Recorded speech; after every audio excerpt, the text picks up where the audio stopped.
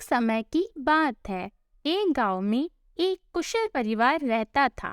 उस परिवार में सुधा जी नाम की एक वृद्ध महिला रहती थी। सुधा जी की दो बेटी और बहुएं थी जो उनके साथ ही रहती थी। बड़ी बेटी अशोक की पत्नी नम्रता संस्कारी और सर्वगुण संपन्न थी। वहीं छोटी बेटी की पत्नी अनाया चालाक और बहुत तेज तर्रार थी। एक बार की बात है, सुधा जी और नम्रता मिलकर बहुत सारे लड्डू बनाकर रसोई में रख देते हैं। सुधा जी, बहू, मैं मिश्रा जी के वहाँ कुछ काम से जा रही हूँ, तुम लड्डू को थोड़ी देर बाद डब्बे में रख देना। ये बोलकर सुधा जी बाहर चली जाती हैं। नम्रता अपनी बेटी की आवाज सुनकर उसे देखने चली जाती है। तभी अनाया रसोई में आती है और शुद्ध देसी घी के लड्डू देख उसके मुंह में पानी आ जाता है और एक लड्डू खा लेती है। अनाया, वाह, इतनी स्वादिष्ट लड्डू मैंने कभी नहीं खाए। एक काम करती हूँ, सारे लड्डू डिब्बे में रख लेती हूँ और एक प्लेट में ही छोड़ दूंगी, जिससे किसी को मुझ पर शक भी नहीं होगा और मैं आराम से खा पाऊंगी। वह लड्डू की प्लेट उठाकर एक डिब्बे में भरकर चुपके से अपने कमरे में ले जाती है और प्लेट में एक लड्डू वहीं छोड़ देती है। अपने कमरे में जाकर अनाया पेट भर लड्डू खाती है। पेट भर जाने पर वह लड्डू के डिब्बे को छुपा देती है। नम्रता अपने बेटे कार्तिक को सुला रही थी, तभी सुधा जी घर आ जाती हैं। सुधा जी, नम्रता, अरे ओ नम्रता। नम्रता सास की आवाज सुनकर भागी हुई आती है। नम्रता, जी माँ जी, बुलाया आपने? सुधा जी, बेटा जरा चाय बना देना और लड्डू भी ले आना, एक दो खा लूंगी। नम्रता रसोई में जाती है और लड्डू का खाली प्लेट देखकर चौंक जाती है।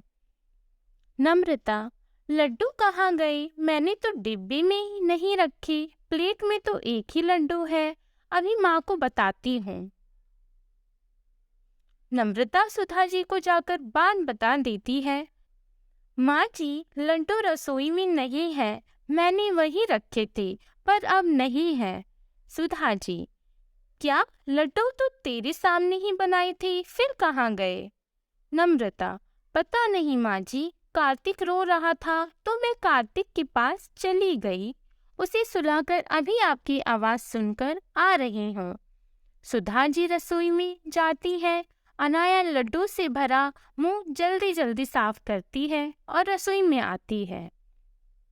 अनाया, क्या हुआ मम्मी जी, आप गुस्से में क्यों हो? सुधा जी, बहू, यहाँ लड्डू के प्लेट रखे थे, अब देखो इसमें एक भी लड्डू नहीं, पता नहीं कौन खा गया, शुद्ध घी के लड्डू थे। तभी अशोक और राहुल भी आ जाते हैं और रसोई से लोगों की बातों को देख दोनों रसोई की ओर जाते हैं। अशोक अपनी माँ से मजाक में कहता है, क्या हुआ माँ? क्या हुआ माँ? किस गहन विषय पर चिंतन चल रहा है? सुधा जी, अरे देखो ना बेटा, शुद्ध घी के लड्डू बनाए थे, पता नहीं कौन खा गया, अब इसमें एक भी नहीं है। अनाया, आपकी बाहर जाने की बात तो नम्रता दीदी ही ना थी रसोई में, शायद कहीं उन्होंने ही। नम्रता, अनाया, ये क्या बोल रही हो तुम? मैं कार्तिक के पास थी। सुधा जी और घर के सभी सदस्य अनाया की बात पर विश्वास कर लेते हैं और नम्रता के खिलाफ हो जाते हैं। सभी नम्रता को खूब सुनाते हैं तो वो रोने लगती है। अनाया बहुत खुश होती है। वो खुद से कहती है, इन लोगों को बेवकूफ बनाना कितना आसान है। कुछ दिन बाद सुधा जी काजू और बादाम खरीद कर लाती हैं और नम्रता को संभाल कर रख देने के लिए कहती है। सुधा जी ये कहकर वहां से चली जाती हैं। नम्रता काजू और बादाम के डब्बे को अलमारी में रख देती है। अनाया काजू बादाम का डिब्बा देख लेती है और रोज मुट्ठी भर कर कि खूब काजू बादाम खाती है और इसी तरह एक ही हफ्ते में काजू बादाम खत्म हो जाते हैं। सुधा जी, अरे नम्रता, तुझे काजू बादाम लेकर दिए थे, तू तो दिखा भी नहीं रही कि कहाँ रख दिए। हमें भी दिखा दे, हम भी दर्शन कर लेंगे, या मंदिर में रखकर पूजा करेगी तू? नम्रता, जी माँ जी, अलमारी में रखे हैं, अभी लेकर आती हूँ। ये बोलकर नम्रता रसोई में जाती है और काजू बादाम का डिब्बा निकालती है, पर डिब्बे में तो काजू बादाम ना के बराबर थे। ये देखकर नम्रता चौंक जाती है और रोने लगती है। नम्रता की रोने की आवाज़ सुनकर सुधा जी और घर के सारे सदस्य रसोई में आते हैं।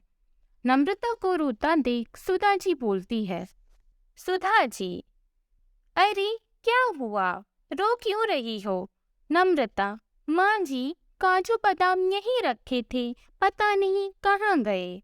सुधा जी, क्या 4 दिन पहले ही तो लाई थी काजू बादाम का डिब्बा और खत्म भी हो गया। अनाया अपनी चोरी छुपाने के लिए फिर नम्रता पर इल्जाम लगा देती है और कहती है, नम्रता जी, खाने का मन था तो खाइए, लेकिन ऐसे चोरी करना ठीक नहीं है दीदी। सुधा जी, पता नहीं इस घर में क्या हो रहा है, खाने की भी चोरी।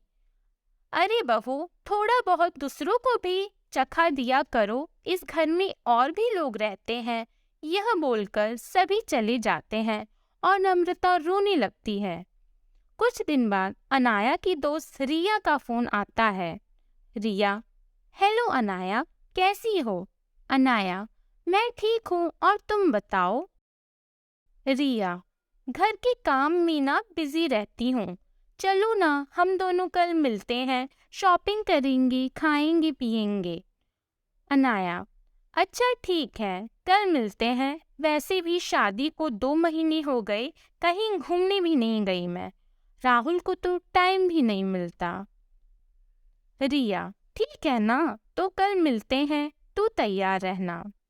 अनाया खुद से कहती है, मैंने रिया को हाँ तो बोल दिया, पर पैसे कहाँ से लाऊंगी?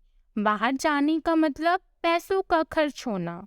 अब अनाया पैसों की जुगाड़ में लगी है। वो सुधा जी के कमरे से गुजरती है, तभी अशोक सुधा जी को 10,000 रुपये रखने के लिए देता है। अब रात होते ही अनाया सुधा जी के कमरे में जाती है और 10,000 की गड्डी चुरा लेती है। सुबह होते ही अशोक 10,000 सुधा जी से मांगता है। अशोक, माँ, वो 10,000 दिए थे ना, वो देना, दोस्त को वापस करने हैं, वह लेने के लिए आ रहा है।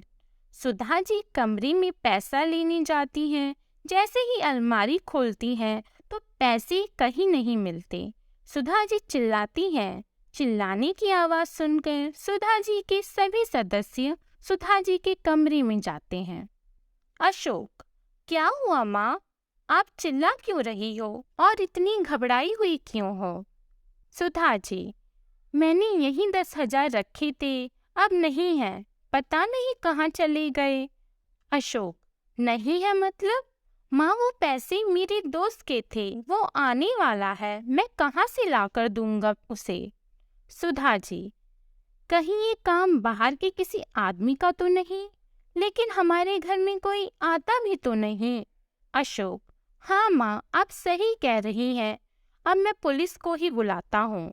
सुधा जी, हाँ यही ठीक रहेगा, हमारे घर में कुछ न कुछ चोरी हो रहा है, अब ये पैसे भी चले गए, तो बुला ले बेटा पुलिस को। पुलिस का नाम सुनते ही अनाया घबरा जाती है। अशोक का दोस्त पैसे लेने आता है। ये देखकर नम्रता जल्दी से अपने कमरे में जाती है और अपने बचाए हुए पैसे लाकर अशोक को दे देती है। नम्रता के पास 10,000 देखकर सब लोग नम्रता पर शक करने लगते हैं। सुधा जी, ये पैसे कहाँ से आए तुम्हारे पास बहू? नम्रता, माँ जी, ये हमारी बचत किए हुए पैसे हैं। सुधा जी, बचत किए हुए या फिर चुराए हुए? देख बहू, सच सच बता दे। अनाया की जान में जान आती है, वो भी नम्रता को कहने लगती है, नम्रता दी, अब इसकी भी चोरी की हद हो गई। अपने ही घर में चोरी दीदी, आपको ये बातें शोभा नहीं देती। तभी पुलिस आ जाती है। पुलिस को देख अनाया घबरा जाती है। पुलिस नम्रता से पूछताछ करती है और नम्रता बेगुनाह साबित होती है। फिर पुलिस जब घर में एक एक कमरे की तलाशी लेती है, अनाया पूरी तरह से घबरा जाती है क्योंकि अब पुलिस अनाया की कमरे की तलाशी ले रही है। पुलिस को नोट की गड्डी अलमारी में कपड़े के नीचे रखे मिल जाती है, साथ में काजू बादाम का डिब्बा और एक दो लड्डू भी। सब चौंक जाते हैं। अनाया फूट फूट कर रोने लगती है। अनाया, माफ कर दीजिए मुझसे गलती हो गई, माफ कर दीजिए सुधा जी। सब कुछ तुमने चुराया और मेरी बहू नम्रता को दोषी बनाया। अनाया रोने लगती है और नम्रता से भी माफी मांगती है। नम्रता, कोई बात नहीं अनाया, तुम्हें इस घर में चोरी करने की कोई जरूरत नहीं है। तुम्हें कुछ भी चाहिए तो तुम हम सबसे कह सकती हो। तुम्हारी एक गलती ने तुम्हें कितनी बड़ी मुसीबत में डाल दिया था। अनाया, मैं आप सबसे माफी मांगती हूँ, आगे से ऐसा कभी नहीं करूँगी।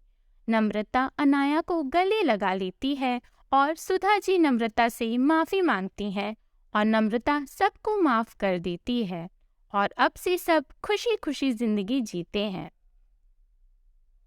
उम्मीद करते हैं कि लालची 420 देवरानी स्टोरी आपको ज़रूर पसंद आई होगी।